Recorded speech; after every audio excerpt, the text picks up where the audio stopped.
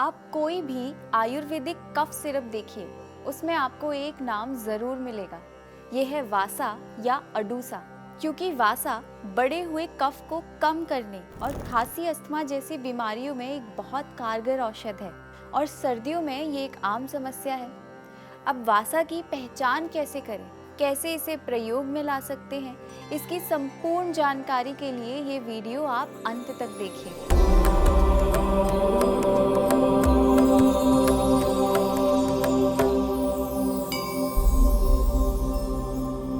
हरिओम।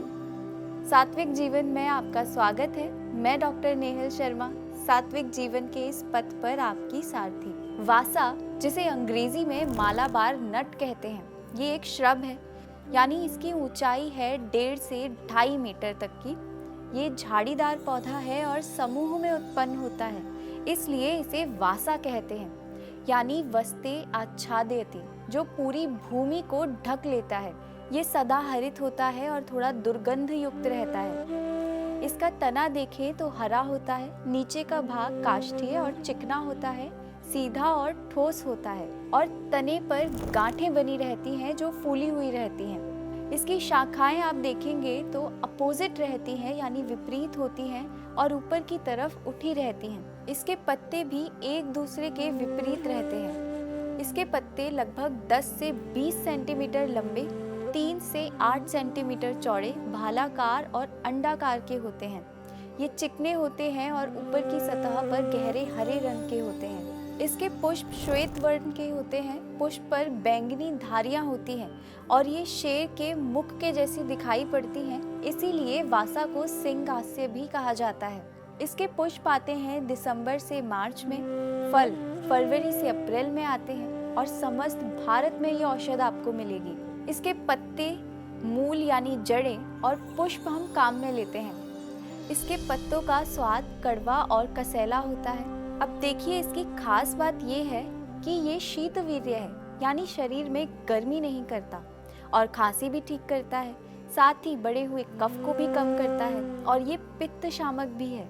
इसीलिए वासा की प्रशंसा में शास्त्रों में कहा गया है, वासायाम विद्यमानायाम आशायाम जीवितस्य रक्त पित्ती क्षयी कासी किम अर्थम अवसीदति। इसका अर्थ है, अगर आपके पास वासा है और रोगी में जीने की आशा है, यानी ट्रीटेबल डिसऑर्डर है, तो जिन्हें एक्सेस ब्लीडिंग रहती है, जिनका रक्त दूषित हो चुका है, जिनका मसल मास और फैट कम हो चुका है, जिन्हें हमेशा खांसी रहती है, उन्हें चिंता की कोई बात है ही नहीं। वासा के प्रयोग से आपके हृदय को ताकत मिलती है। किसी भी प्रकार की एक्सेस ब्लीडिंग अगर है तो वो कम होती है। खांसी, अस्थमा, बुखार को ये कम करता है। जिनका वजन किसी बीमारी के कारण से बहुत कम हो गया है, स्किन डिजीज में और जमे हुए कफ को ये बाहर निकालने में मदद करता है। चलिए देखते हैं कि अब वासा को हम कैसे प्रयोग में ला सकते हैं। सबसे पहले तो 5 से 10 ml की मात्रा में आप इसके पत्तों का रस निकाल करके शहद के साथ में इसे ले सकते हैं।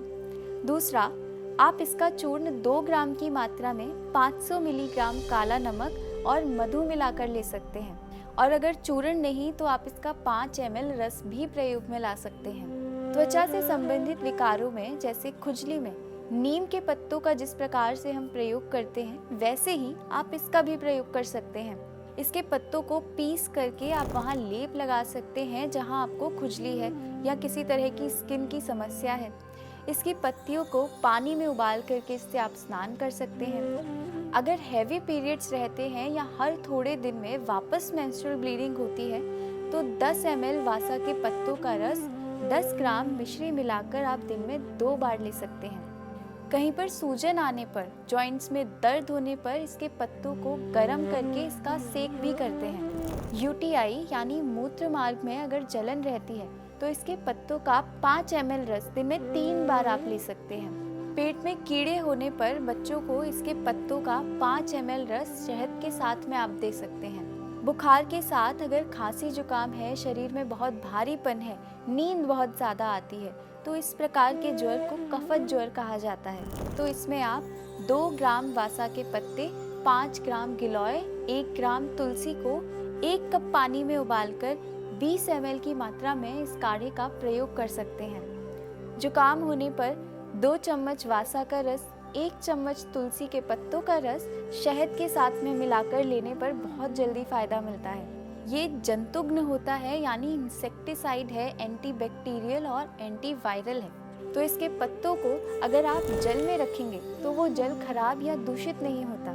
ये फ्रूट्स को प्रिजर्व करने का भी एक नेचुरल तरीका है। इसके पत्तों में फल को लपेट कर रखने से वो खराब नहीं होते।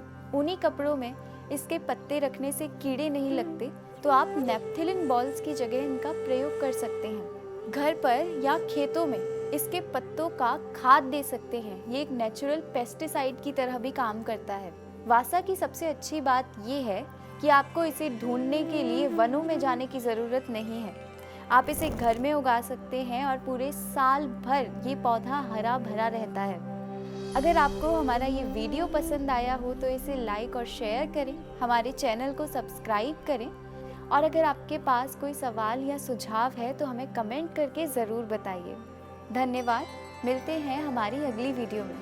हरि ओम तत्सत।